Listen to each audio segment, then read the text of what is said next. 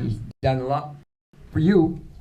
I want to say that next Saturday I'm going to be in Providence, Rhode Island with a concert. The following Saturday I'll be in Springfield, Massachusetts for the 5th month in a row. They love me there to do another concert. So we'll see you all next week, and stay tuned for Cruising with Mary. Bye-bye.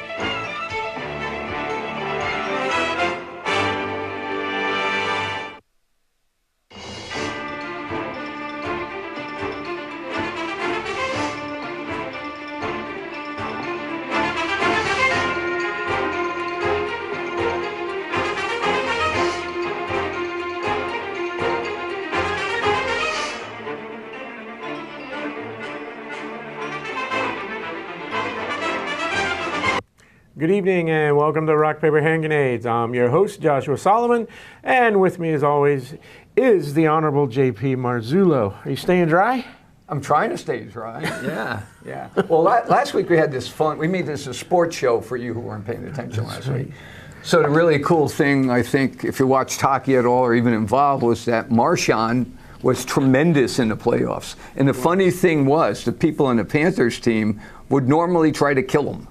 You know, check him over into the bench, but he has it, and they love him now. You know, but outside of that, he scored 6 goals in the Stanley Cup final. Yeah, I mean, yeah, he was really happy. He had he went to this elbow room that's down there, right in Florida, and with the cup, and there's a whole bunch of teammates there, and outside this huge crowd, and they're yelling, "Thank you, Boston! Thank you, Boston!" And he was, you know, he was inciting it even more. So I thought that was pretty cool. Yeah. Well, now hockey's over.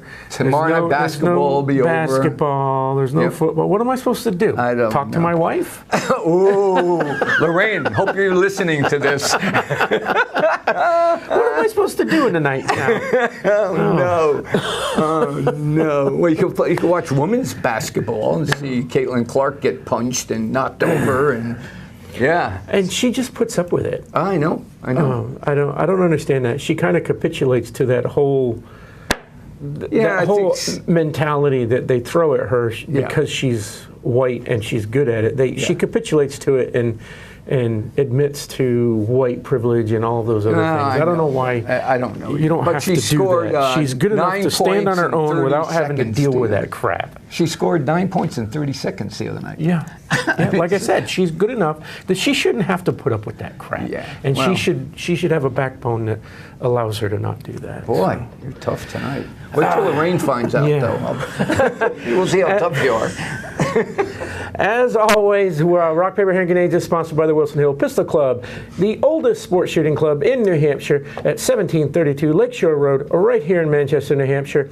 And you can find us online at wilsonhillpistol.org. You can go there, you can get the training schedule, you can look at our schedule, and you can contact the board of directors and join our club.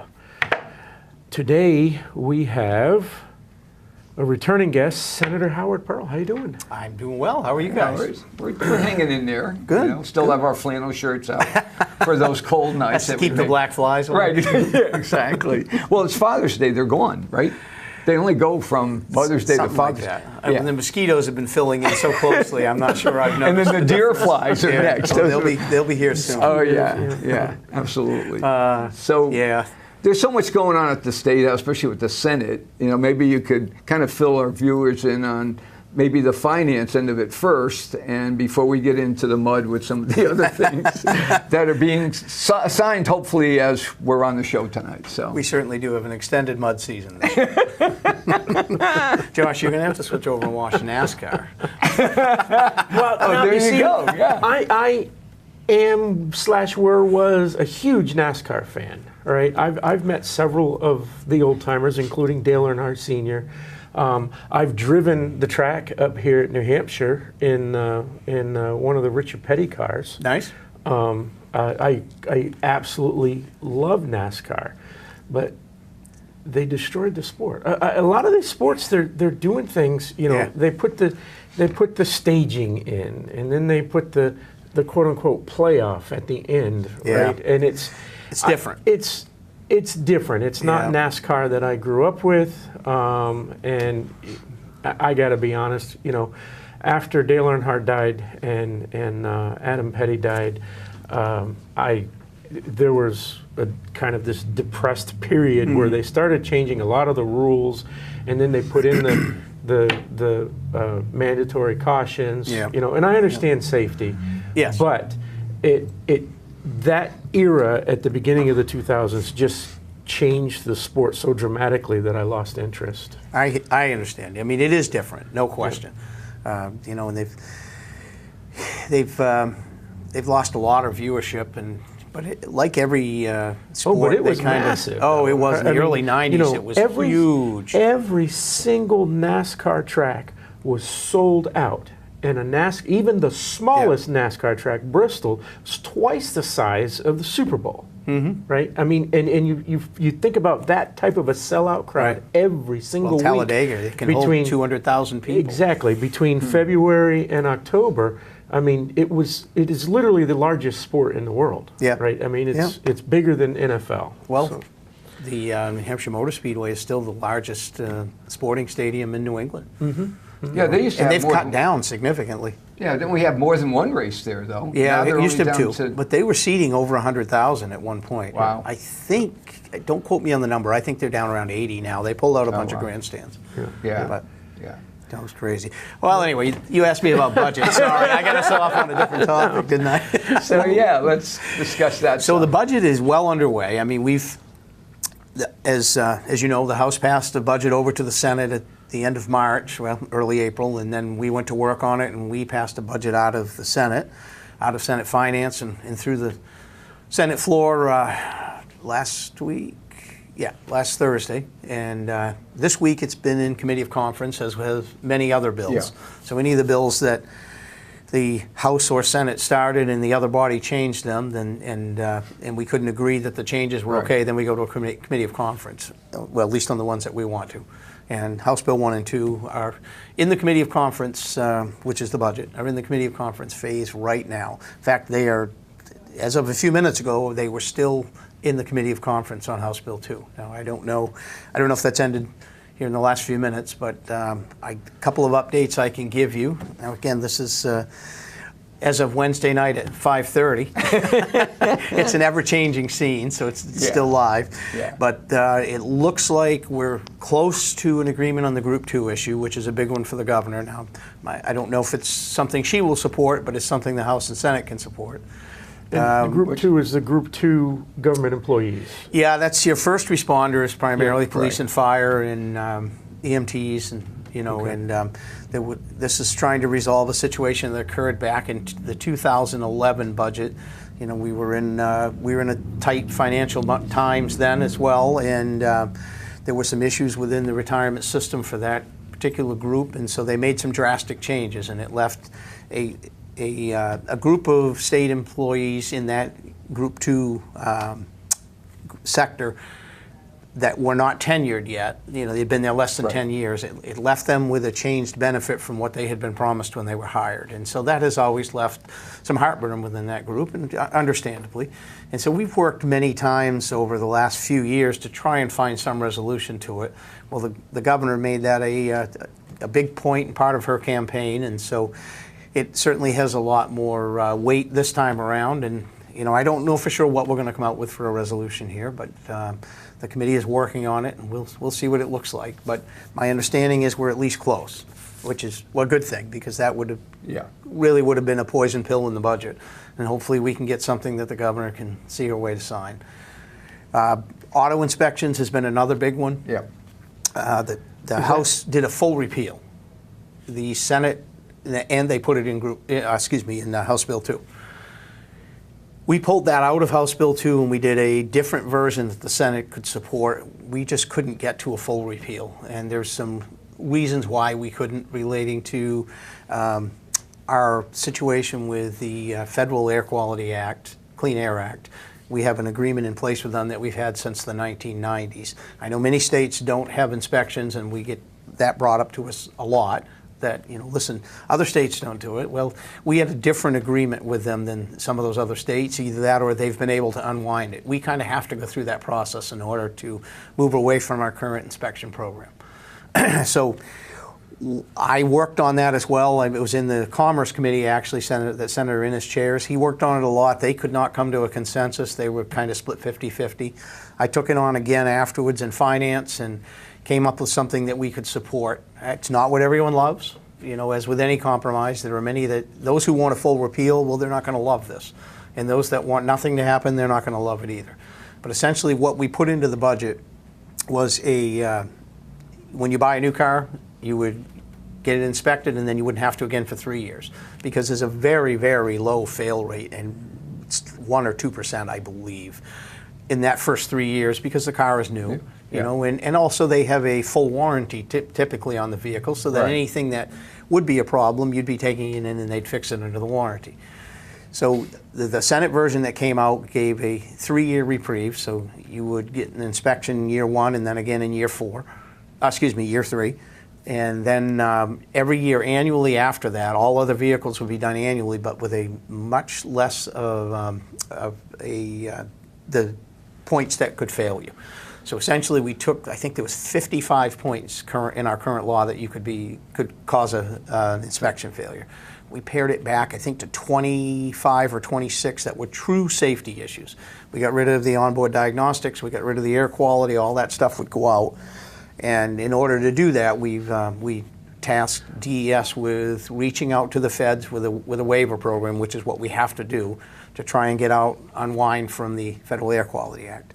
So there's still some things that are up in the air, but I know it sounded like they were agreeable on moving that 3-year to a 5-year, and I believe the rest of the language would stay. But again, we have to wait and see what the final version coming out. So it looks like we're going to move from 3 years to 5 years. On new cars. You'd be annually with every other car, but with a much less of a inspection. And then only mechanical-based safety issues, not essentially, OBD and stuff. windshields. Just true identified safety issues. Right. Yeah. But if my check engine light comes on for an oxygen sensor, they'll warn you, they'll alert you that it's on, and that's not a fail qualification under the version that the Senate sent out.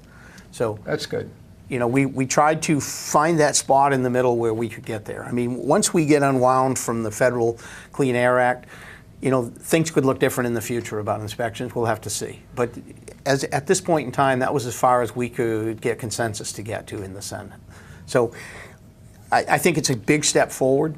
And as with many things, we all want to be all the way over there, but sometimes it takes going part way and letting sort of us go through the process and see how that it's going to be okay. The sky isn't going to fall before we can get there. It can be a multi-step process to do it. Yeah, that makes sense. We've talked about that a lot on here as well. And getting dinged for things that were really not safety issues. And well, again, the oxygen sensor is a great one. Yeah, that's a perfect one. You get a car that's a few years old, sometimes those parts aren't even available anymore, and you're taking some cars, less expensive cars that can be for folks that need it, whether it be our young folks or folks who find them in a situation that they want a second car that doesn't need to be fancy, or they just don't have the affordability to get one. Sure.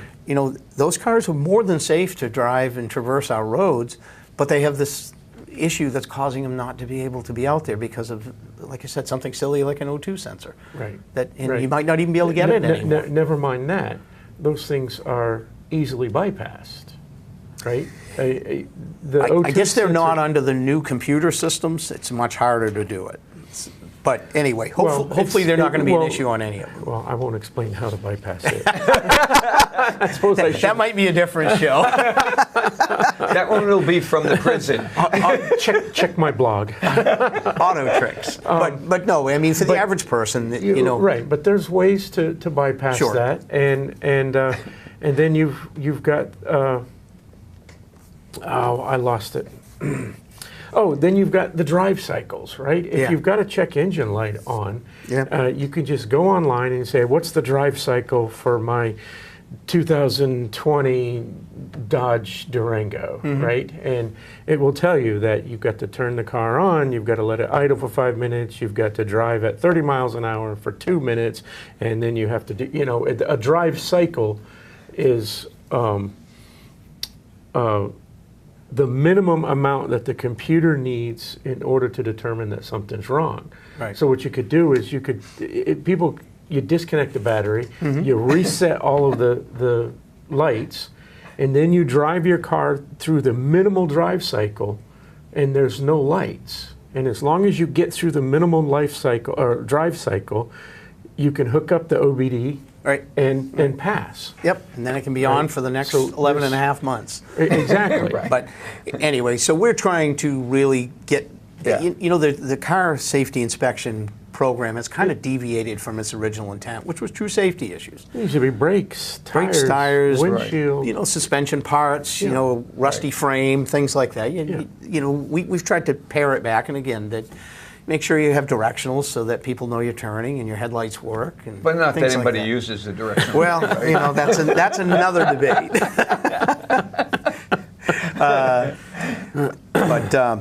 But there's many other aspects that are in the budget yet to be decided. So we'll see how things go. So how many things are in the committee of conference? Do you have like The whole entire a budget. dozen or people? how many things are at issue? I don't know that I have a number for that, Josh. But I mean, There's is quite it- a few. Is it half of the budget items? Is it 10 of the probab- budget items? Is it- Probably not half, because many things we didn't change, and many of the things we changed were things that were identified that were technical corrections and things like that. I'd say there's probably 5 or 6 really bigger ones, and then there's a few smaller ones that sometimes become negotiating chips to Right. maybe move one way or the other. That you can live with this, but they can't, so you give it up and get something you can live with over here. I mean, that is the compromise that has to occur to get the two bodies to agree. Sure. Wasn't there a big to-do about other states dumping trash Oh, yes. up north? Was that a bill, or was that just something that was talked about? It was also part of what. Well, there were several bills related to solid waste. Solid waste management has been a hot topic in the state of New Hampshire for many, almost the entire time I've been in the legislature, Yep. honestly. And the governor had wanted a site evaluation committee for the siting of new landfills, and the House put forward some language that, in the Senate, we felt missed the mark a bit. So we redid the language in corroboration with the governor's office to try and make sure what we felt made the process work. And we worked with her, and we've put that back in, and that's been a bone of contention for the House. So they're still working on that one. I don't know what the outcome will be with that. There's probably a good chance that just may get completely removed from the budget, and it might have to come forward as a bill again next year, but I don't know that yet. Right. That is one, I asked for an update on that, and that was when I was they were just still curious talking on. what happened to that. Yeah, so again, my information ended at 5:30. So were you in the LOB building when the protesters came down and laid down? Oh, last night, no. I had, my work was over at about noon yesterday there, so, excuse me, I went back to the farm and did my day job of setting plants and delivering hay. So no, I was not there late in the afternoon when that occurred. I don't understand that type of protest. Right? There's demonstrations that Right. you can do out on the street. You got your signs and you're getting public and whatnot. But throwing a fit on the floor of the House or the Senate is, or even a committee room. Well, it was a is- committee meeting, Yeah, yes. it is like that's what 3-year-olds do, right? Yeah. I mean, It's sophomoric. What is has a protest like that ever worked in any legislative body anywhere on planet Earth? Probably Has it not. ever changed anybody's mind? It has never changed mine. Me neither. I don't think it ever has. I'm finishing up year 9 in the legislature, and I've not yet had a protest like that change of mind. But, I agree with you, but that is one of the best things about our country, is people do have the right to protest, and they do have the right to come voice their opinions. Now, And that's fine, but you don't have the right to disrupt Exactly. a proceeding that's taking place. So my understanding that committee was about to end. Yes. And again, I don't see the benefit of the way they chose to protest. I'm with you. I agree with that. It's not, if someone came to me and said, hey, what's the best way to protest and really try and make a difference? That is not something I would have mentioned. I've talked with many advocates over the years, and they're very passionate about what they believe, and I appreciate that. And whether I agree with them or not is another topic, but I appreciate that dedication of advocacy, of giving of your time and your talents for something you believe in that much. I really do. And they take the day off a lot of times just to come in. I mean, that's not easy to do for a lot of people. We have some folks in my community that are there on a regular basis. Some people are there all the time. Yep. Holding different signs. Yes. I maintain that some of these people are paid full time to do this. Oh, yeah. Right? That's their job. It could be. Yeah. There could be paid advocates. No question that it could happen. And I'm certain that it probably does. But I would say the vast majority of the folks that come there are there because they have a strong and passionate belief about the topic that they are there for. Yeah. And I appreciate that about it. I really do. I think it's great to see that kind of that kind of involvement from members of our community. Yeah. So what other ones are on the desk or getting close to it, do you think? There should be something. I mean, I know that Kelly's looking at several of them, right? Yeah. I'm trying to think of what some of the other big ones were. Group 2, the solid waste inspections. What about water, PFAS? That is generally not a topic that we have a hard time coming to an agreement on. I mean, the challenge this year is finding money enough to go and fund some of the programs that we'd like to. Yeah. So I will say this.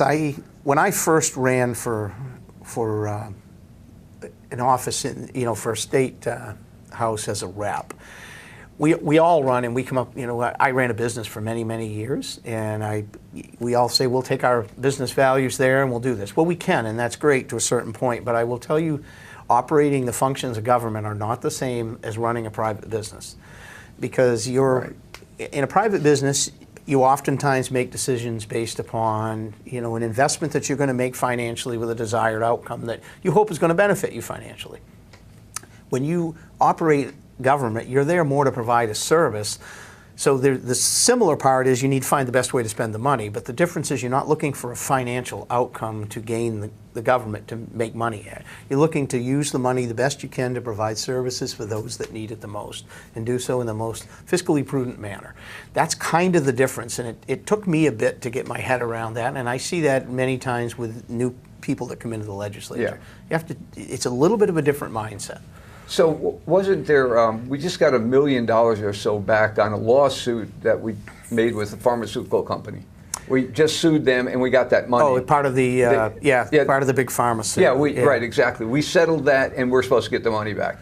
Where does that money go? Does that go into the budget? Can that help bring down as revenue source? Sure. Or not? Many times monies from these settlements, and I don't know the specifics on this one because I haven't seen it yet, but many times with these settlements, those funds have to go into specific purposes. They might fund opioid addiction or something like that. Okay. Oftentimes there are strings tied to these funds. When you agree to the settlement, you have to use the money in that manner. Right.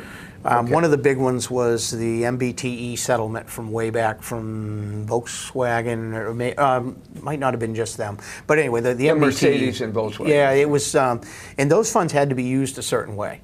And so you can't just take them and feed them into your budget like just general fund money. Yeah. Now you can use them in general funds if the program, that portion of the program in general funds fits the criteria of how the money is there. So oftentimes it's held aside and used in that manner. Yeah, okay. It's a little bit more complex to write a budget sometimes than it seems like. So how many more days do you think there's going to be before everything is settled? Well, I mean, as far tomorrow as afternoon at 4 p.m., it has to be, right? all committees and conference have to be signed off on or the bills die. Right. So why is that deadline in place? Because we have to have an end at some point in time, and so that's an agreed upon deadline between the House and Senate of this is a hard line in the sand. We have to have things done. Otherwise, you could go on forever. And if there's no agreement, If there's no agreement, we'll do a continuing resolution on the budget side. Yeah. Those bills can continue to be continued to work on throughout whatever the continuing resolution says. Typically, they're 90 days. That's kind of a common number, but it doesn't have to be. It's whatever the two bodies said. We could do one for 180 days and give ourselves all the way to the end of December, essentially, if we felt we needed that time. Or you can pass a second one.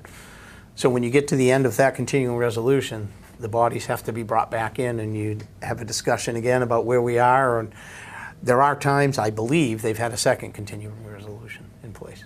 It can happen. But it looks like we're close on everything. So It looks like we're getting closer. I'm optimistic that we'll get there, but that's the info I have as I'm coming into the show. okay. So what else you want to talk about? Farming? Yeah, let's talk about farming. I want to put a plug in. That's the only thing that keeps me sane, by the way. Before we forget this, I want to mention that there's a legislative golf tournament on Monday. Next Monday, yes. Up at Loudon. Yes. And that money is being raised for Liberty House. Yes. And I think last year it was over $20,000. The last thing I got from Mike Moffitt was that we have 26 foursomes going in, and that it's still open if somebody wants to show up and be on it. And then the second thing is next Friday, not this coming Friday, but the one after, Liberty House is having their fundraising golf tournament at Stonebridge in Goffstown. Excellent. So just want to put that out. So both of them support Liberty House? Yes. Okay. Yeah. And the other thing really is that, pardon me, is that it started off being a softball game. Yes. Remember that? Yes, I do. It was Democrats against Republicans in softball. Well, there were a lot of pulled muscles and a lot of aches and pains, and the Democrats couldn't The get average age well, that's the of problem. state representative in this state. It's like 67 now, I think. But those were fun. They were fun. We did 2 or 3. We did maybe 3. I think the last I one. can't remember. Yes, Yeah. it was 3. There was one I couldn't play in. Yeah. I missed. I was traveling. But what happens is what happened was the Democrats could not field the team, so we actually gave them some of our players for the tournament, and then we realized that that's probably not going to work. Yeah. And then the beer caucus actually took the first one up to Loudon, I believe. Yes. And I was honored to be there when the check was given in the State House. And although I'm not, that involved on that level anymore, I was really proud to do that. These guys did a great job raising money. It's a wonderful, charity to combine our efforts to. It's something that's nonpartisan, so that all can be involved, and that was the great part of it. Yeah, and I just went last year just to see at the end when people were coming in. And that's when I saw the Secretary of State come through. Yes. And Joe Long, was it Joe Long, the fire union guy? He's a state rep now. He ran for Senate. Anyway, Pat Long? Pat Long. Yes. I think that's it. Yeah. Saw him come out. I was like, this is great. Oh, it's there's fun. not the other ones was kind of a little bit separated because one team sat on one side, the other team sat on the other with softball. But that was a hoot. Yes. And watching was Al fun. Baldacero, thinking he was going to do everything was really fun. For him, it was like, we're going to conquer this hill. That's how he thinks. Yes. Always the Marine. Always the Marine. Yeah, exactly. So yes. anyway, that was a. But I do appreciate that can-do attitude. Yeah. He certainly brought that to the State House as well. Oh God, yeah, For many years. Yeah. So thank you for letting me do that. That was important that people know what's going on at the legislative group. It's pretty. It may not be quite as even with the number of Democrats versus Republicans, but they've been involved in the entire process, including me sending a check to a Democrat. Because that's the person who's handling the money. Yes. Jim is. Yes. And so that's pretty cool, actually. Yeah. I love that. No, it's been a great bipartisan effort. It truly has been. And it's, this year the Senate's a bit more involved. I guess with, Senator Lang and I have moved over there. We sort of brought that spirit over. Yeah, I have with us. one complaint already, though. The ringers are those who play Loudon every other day. And it's also the beer caucus, which means Howard is in it and Tim Lang. And, oh, by the way, Mike Moffitt's going to play with them and a retired state rep, Reed Panicetti. So it seems to me that we're going to have to buy a lot of cheating things to win. Like more mulligans than anybody, close, I appreciate that you give us that credibility as golfers, but I assure you, I will attend the game and do my best to play, but that is not one of my better sports. I was much better at softball. I'm sure. Yeah. No, that was fun though. It was fun. Oh, it is. It's a great time. It's a great cause, and it's great to get everybody out of the State House together and just do something fun. Yeah. It really I is. can remember when we used to go to Tandy's and invite some of the Democrats to sit with us and have beers. I mean, that was the whole premise of the beer caucus, the beer caucus itself. Why exactly. It was not based on partisanship. It was about just getting together and talking, not just about legislation, but about your families, your interests, the things you do, and having that personal relationship outside of having to have that business relationship. Yeah, and we need to do that since we have so many state reps. Right. I mean, and that's, it works for us. And I hate to see the DC kind of mentality come into New Hampshire, and that drives me a little crazy because doing things like the No Kings protest, and that's okay, but it's kind of interesting that Trump thanked those people that did that because he got more airtime. Because he did. He absolutely thanked him. He said, I was afraid a king was going to come over and take and remove me. Exactly. He said, "Yep, we still have no kings." Thank and God I'm we your don't have any president." kings. So, what other things do you think? Well, let's talk about farming first, because there's been a lot of rain. There has been, and I know you put a lot of. I listen to country music, and I know from listening to country music that rain is a good thing. To a certain point. But not 9 inches a hit of rain. Song. It was a top 10 charter. Like what? Right. Rain is necessary, one of your necessary growing components, but so is sunshine. So why don't you give? I think it's kind of cool for the people to know maybe your schedule, like what you do and how many plants you put in, and why you're having a little bit of trouble this year because the hay is going to be difficult. But hopefully you had a good maple season. Maple syrup season. Now you've gone all around. Maple season was good. It was an average year, and you never complain about those. But, I hit my numbers within a few gallons. In fact, I was a few gallons over, but again, you're right in the realm of average. And tell the people how many trees you have. Well, I used to, there's actually about 11,000 taps on the farm. I do not tap all of them anymore. Holy cow. I have fallen victim to the same thing as many businesses have, and that is the lack of available manpower. Finding employees is a real challenge for us. Now, don't you use the same people on visas, right? I do not. I did used to. I used to be a part of the H-2A program, which was the work visas that came in. And I can remember, if I'm wrong, stop me, but I can remember going into... Stop. No, I just want to. Go ahead. I'm sorry. No, that's all right. I don't want to say anything. That's the committee chair in me. Go ahead. I apologize. No, don't apologize.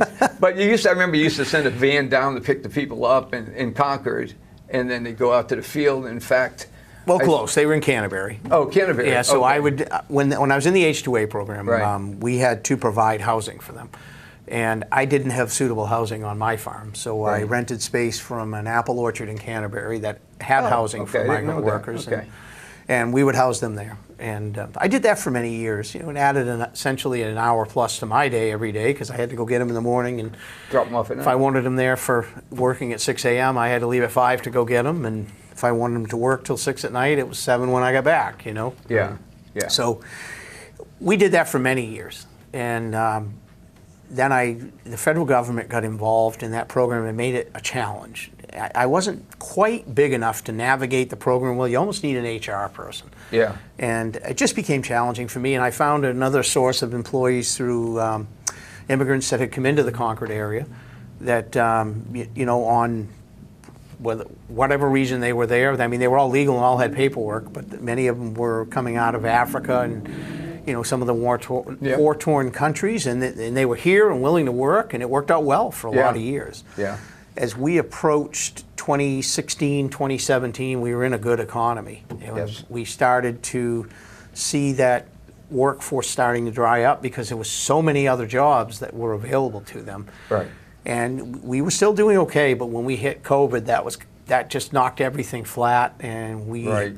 could not come out of that well. So I made the decision. I was getting older. Made the decision it was time to dial the business back a bit.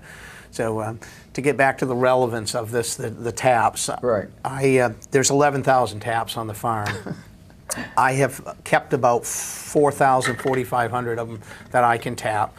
I'm actually only tapping about 2,400 of them right now, and I rented the remainder of the orchard out to one of my neighbors. They're in their late 30s, early 40s, two young guys, great guys. They have the same vision for quality and maintenance of the orchards that I had, and they were just doing a great job, and they wanted to get bigger, and I said, this is a perfect deal. So Great. they rent about half of my orchards, and a little over half, and they're tapping it, and I've scaled it back to do what I can handle. I can remember you taking So me back. Go ahead. Go ahead. I can remember you taking us by truck out when Bolduc was running, and I Yes. was part of Yes. his campaign then. And we went out into the fields, and he started talking to some, as Don will talk to anybody, but he was starting to talk to him.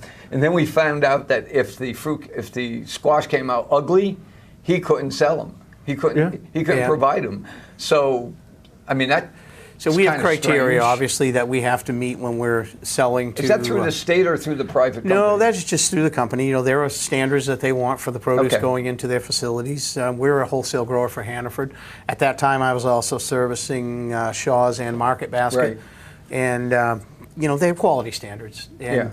so what we did is if we had, you know, stuff that wasn't of quality we could take, I would let the workers take it home. Right. And they take it back into their communities. Many times it was much more than what they could consume in their own families, but they'd take it back into Yep. their communities. And that was a way we could give back a bit to help on something that, you know, that we had raised that we weren't able to use. Or I would take them, donate them to food banks. I've worked with New Horizons. I've worked with Yeah, there's many of nothing them. wrong with them. They just No, there isn't. not. But if they're misshapen or they're Yeah, marked right. or Exactly. they Right. just won't meet the quality standards of going into our local supermarket. So let me back up a little then. So that's one part of it. Planting, you planted how many plants? And you raise them inside, right? So we, again, back when we were doing a lot, I was working with a local greenhouse, and they would start all my plants Oh, for me. okay. Now you have your own greenhouse, though, right? Well, small, because I've gotten now small enough that I can have. But we were having them start, you know, 25 to 30,000 plants for us, and it takes a good amount of greenhouse space to do that. Yeah.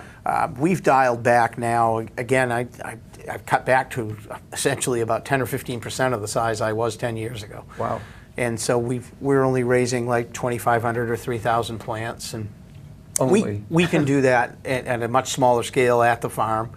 I actually was doing the larger amount for a few years. I was starting them a little bit later and raising them outside, which made it for a healthy, a stocky plant. They actually took really well when we were setting them out, because one of the problems of starting in a greenhouse and then moving them outside is you have that shock of they're now out in the wind, You have the to rain, accommodate them, right? the cold nights, hot days, you know, Yeah. whereas They're a not used to greenhouse it. sort of protects Yeah. them. So we pull them out for at least 2 days, try to, sometimes even 3 or 4, and get them acclimated to being Right. outside while they're still in their trays and still kind of bunched together. And then when we set them out, they generally do pretty well. I mean, we lose 2 to 3%.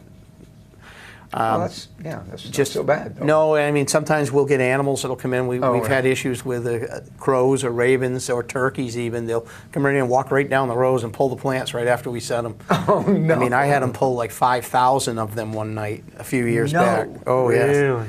Wow. Yeah, they just made Wasn't your neighbor out there It, trying it was to get not. them? Or? No, not at that point. But I did finally dispatch of the issue, but it took me 2 or 3 days to catch them doing it, because they were doing it mostly right at just before dark. Oh, wow. And turkeys are protected. So what do you, so- well, yeah. So what do you do to prevent that now? I mean, do you fence in, or like? Sure. What's your game plan to you know, you got wild turkeys, deer. I mean, Woodchucks, what's your game plan? skunks, Yeah. crows. How do you keep them away? You can't, all of it. You have to accept that there's going to be some amount, loss. yeah. You know, and you try to, you allow for that. In fact, we set summer squash and zucchini about 10 days ago, and I had Probably only like 2 dozen plants that got pulled. That's within our tolerance. In fact, we filled the holes back in with some others yesterday when we were planting. You raise a little bit more than you need. In fact, I gave one of my fellow farmers a couple hundred pumpkin plants this morning that I had extra beyond what I had space to set. So, we're a community. We all work together. That's how we get by. That's the good part. But we do fence primarily to protect from deer and, believe it or not, coyotes. Oh yeah, I believe that. They will eat corn. I've seen them coming out of the cornfield with an ear of corn in their mouth. Bear are a problem. Deer. It depends on which crop it is. Now the cornfields we can't really fence; they're too big. You kind of accept it. You get raccoons, you get porcupines, you get deer, you get coyotes. I mean, there's a host of animals that love them, and we just do our best to try and protect them if we are starting to get hit. And so how many employees do you have? Because you're talking about you've scaled back and you're not part of these programs anymore, but you're still setting out 2,500 taps and 2,000 or 3,000 plants. Are you doing this? When you say you're doing it, are you doing it just you and your family, or Sure. Where are you finding work? I have one part-time guy. He used to be full-time. He's in his late 60s now. He's come down to part-time. He's semi-retired, and he helps me. And then my wife and children help where they can, but primarily it's me and a part-time guy. We do the vast majority of it. And then you have to go to the State House. And I do. But if you notice the design of our state legislature, it was done and designed, well, way back they were biennial, so they only were in every other year, but it was done on a farmer's calendar. They meet in January and they're done by June. Right. So that they could then go back to their fields and farm, and that was the way it was designed, because we were a very agrarian community back in the 1700s, 1800s, Yeah. We've moved away from that more after we got into the 1900s. You're starting to see, but many of us, I'm still there, but many of you are probably not more than 2 or 3 generations away from farmers within your family. It used to be 1. We're probably up more toward 3 now, as we see that time go by and you get less people that are farming. But, yeah.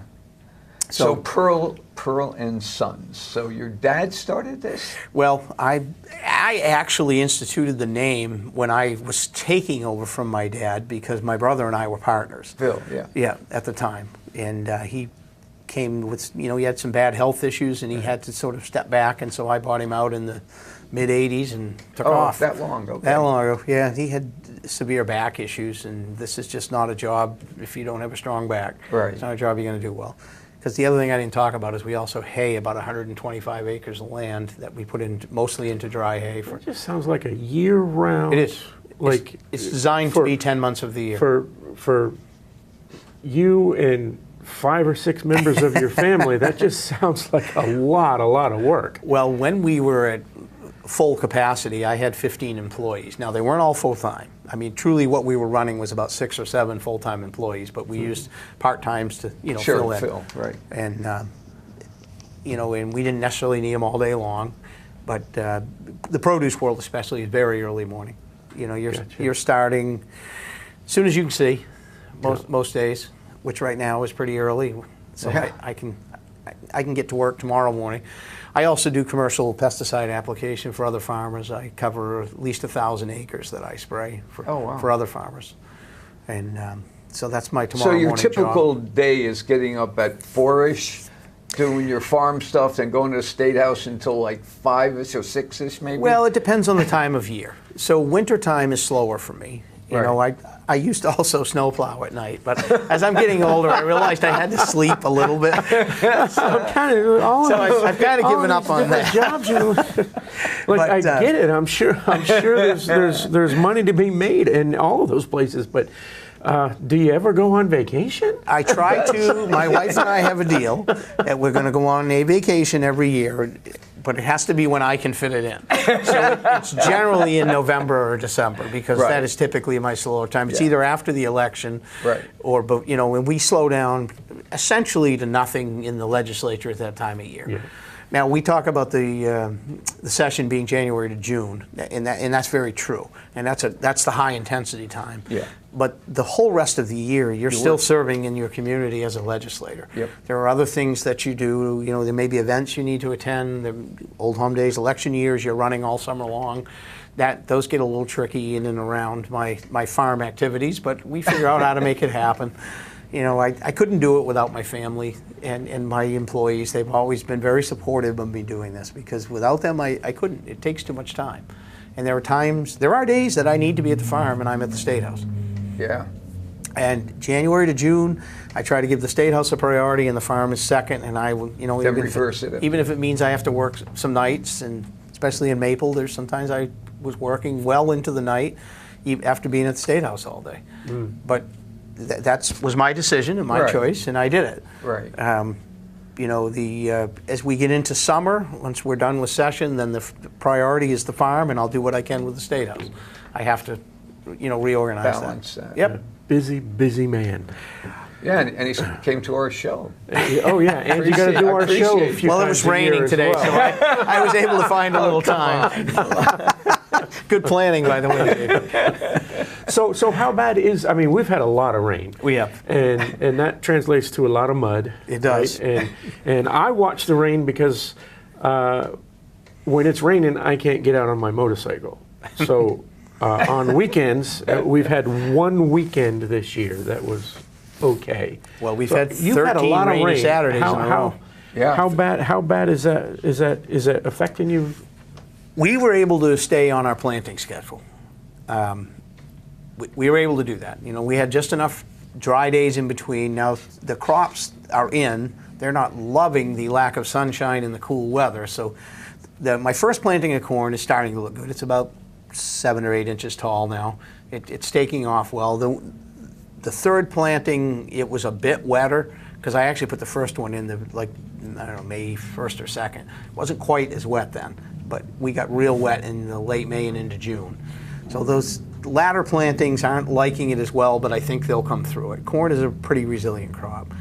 The stuff we've just set, hopefully now we're going to be out of this really heavy rains and we'll have much better ground heat, because we lay black plastic mulch. So everything is set through a plastic mulch, which helps to heat the ground, and it does shed some of that moisture too. So that does help them. We try to give them every advantage we can. But we still need sunshine. We do. We're going to start having some warm temperatures here in the next few days. Week, yeah. So we were scurrying yesterday to get those last transplants in because it was cool. When you first set them, you don't want it to be 90 degrees, because that will be such a shock to that plant, and especially under the plastic. So you want them to have a couple of days to get in and get their feet wet, so to speak, and start to spread their roots, and then they can handle the heat.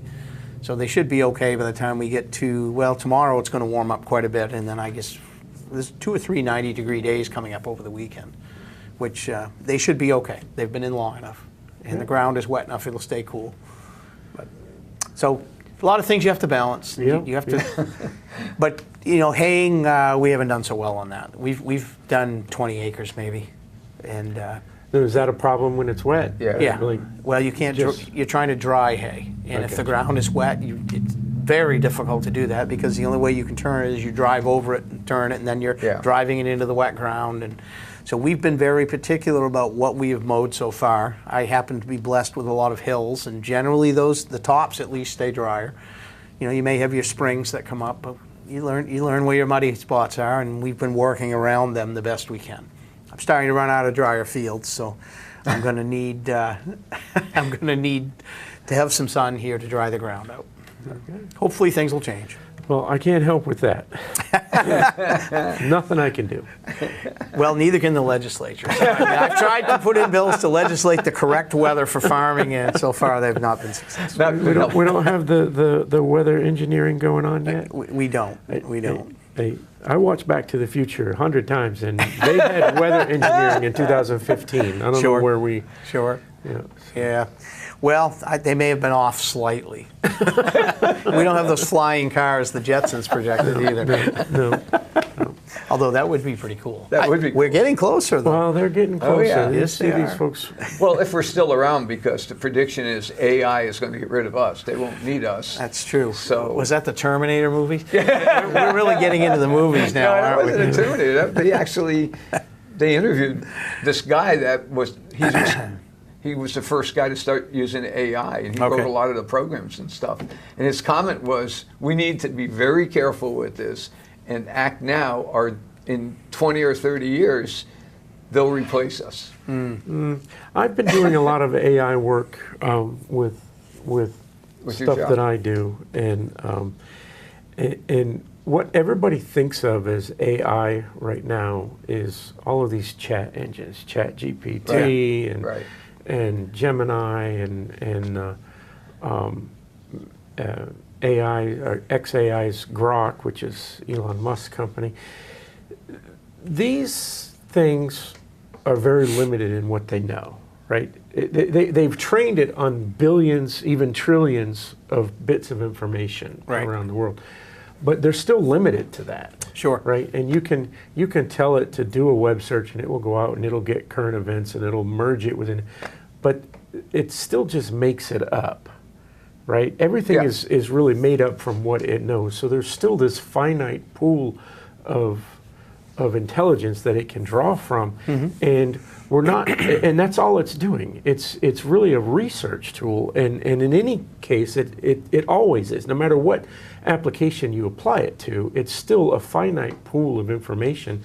These things are not sentient, right? They don't have Yeah. consciousness, Right. And so where they're going to replace people is they're going to replace copywriters, right? You feed it a bunch of information. Hey, I need an essay on X, Y, Z. Here's some news stories that came out. I need you to Plug apply it in. that Yeah. into it and create me a new set of content that I can read on air later on, right? We don't Yeah. have teleprompters, but and that's Well, what not it is. that- no. But that's what it is. It's a finite set of data that it is just regurgitating Yeah. into a format that you asked it to format it into. Sure. And so the people that are going to lose their jobs are those people, right? I'm a programmer. I've said it 100 times on this show. I write software. I can go into one of these engines and I can say, here's a spec doc, here's XYZ, write me a program in this language that does this for this application, and it will spit out code. Oh, right? wow. Yeah. And but it still needs to be dealt with, right? I still have to refine it, but it speeds up things that I do. It speeds up my job. Sure. And it maybe takes a job away from an assistant, or so Yeah. you got a senior programmer who's using the AI to augment his own skills. Okay, now we've got a template to start from that AI gave me, and I can refine that, and I don't need 2 or 3 other junior programmers to assist, right? Got it. Yep. Right? So that's where it's going to start taking away jobs. It's going to take away jobs from the junior engineers and the junior copywriters that are no longer needed for proofreading purposes, for testing purposes, because you're giving a new tool to a senior person, right? Right. Or maybe you're giving a new tool to a junior person who does, and you don't need to pay the senior person. But in any case, the jobs that are going to disappear are those types of jobs. Sure. Right? You know, the interesting part of that is anytime you introduce something new like that, there always has to be laws and rules and regulations around it, which then falls it back into our arena. In fact, we had a bill about dealing with AI-generated inappropriate pictures of teens. And so that Yeah. was a bill that we had that came through. So it's interesting how all this stuff feeds back in and what the legislative body has to then do to Right. sort of react And to even, what's even coming that along. is not something that it's going to take off on, right? Right. Generated images is the same thing. You have fed an AI engine trillions of images of photographs from around the world, and paintings and everything that you can possibly imagine. And then what you do is you say, hey, take this picture of this person and take their face and generate an image based on everything that we've taught you. Generate an image that looks like this, right? And so you see, and you can generate video and whatnot, but it's still a finite set. It's still garbage in, garbage out, right? I don't see it ever becoming sentient. It's not going to take over. It will. Right. It will take away jobs, right? You don't. I can feed this information into this and tell it to spit out a 3-minute video of 2 actors doing this, right? And so now I have part of my movie. Well, that's a big concern. That's 2 minutes of my movie that I don't need to hire a whole bunch of graphic artists for, right? Or you can create a fake voice of Joe Biden calling you, telling you not to go vote. That's already being done. Exactly. That's where it comes to us. Yeah, exactly. So there needs to be safeguards on it. Yeah. But when it comes to eliminating jobs, those are the jobs it's going to eliminate. Yeah. But like anything else in the world that has happened with technology over the last 100 years, just because you've eliminated a certain pool of jobs doesn't mean that there aren't new things that people can be employed. You have to get people right? for. Of course. Yeah, there was a big deal about telephone operators. You know, the old manual telephone operators, where they just plug the wires in, plug this circuit into this circuit, right? And then AT&T came up with a way of automating that, right, with computers. And so you literally had thousands of these, and they were mostly female, these female operators that are out of business. That are out of business, and they complained, the unions complained, and progress is progress. I think the federal government even came up with a retraining program for all of those. That was one of the first big retraining, because we knew that this segment of the economy was going to disappear. These workers and their jobs were going to disappear, and so there was a huge retraining program for telephone operators to learn a new skill. So speaking of that, you've been looking at your phone. Is there an update on what's going on? Yes. I had a couple of calls coming. I don't know if I have any updates. Yeah, some calls. Any updates before we end for the evening? Nope, I don't have anything new. Sorry. All right. That's okay. I was hopeful we would, but I don't. So you're running again. Well, we haven't got there yet. For our sakes, I just got done running. Let me at least get through the first half of the session. Get out of session. Well, there's some open seats coming up at the federal level. Yeah. I am not running for those. I will clearly tell you that. You don't think you can fit the farm in with that? You know something, even if I wasn't farming, I don't think I would enjoy that environment in D.C. I just don't. Agreed. Agreed. I enjoy sleeping in my bed every night. I think being it's bad my enough family. locally. Just from my brief foray into it 20 years ago here in the state, and my current. I meet all of you, and I'm involved, and I don't have the tolerance to run for office. There are days that I look in the mirror and go, "What are you thinking?" But I've told everybody this always, and I assure my wife of this. As long as I am still enjoying it and I feel like I'm making a difference, and as long as it's not some other compelling reason I shouldn't do it, I'll continue on while I can. As long as the voters will say, "Okay, you're the person that's doing well for us, we'll keep putting you there," great. And if the day comes they don't, okay. I remind people all the time, I'm not going to be offended if you don't vote for me. If I'm not doing what you believe is the best direction for our state, then you should vote for someone who will. Right. Because that's important. That it just really is. That's the beauty of our legislature. But absolutely. I always try to have the best interest of my communities and all of the communities in the state. I mean, we run in a district, but when we're there, we represent everyone. Yeah. And you have to, and we help everyone. I get many calls or contacts from folks that aren't specifically in my district, and they're having an issue with, oftentimes it's with a department or something that they're having a problem. They feel aggrieved, and we'll try and help them resolve it. Okay. Well said. Howard, it's always good to have you on. Well, it's always great to be here. It's fun. The hour goes so fast. It does. It does. So next week should be really fun because he's going to be on Secret Mission again. Another secret mission. Yeah. I got a lot of them. And my guest is going to be Lisa Freeman. Oh, boy. State Rep Lisa Freeman. And I think Lisa is always fun to have on. Going to try to put in some Italian things, maybe. Do you need me to come sit between you? So you don't get fighting over your gravy? Oh, no. We want gravy versus sauce. That's the first poll we're taking. All right. We really got Thanks to get so much. moving. All We're up right. against it. Well, thank you for next having week. us. Yeah, thanks. That's so much.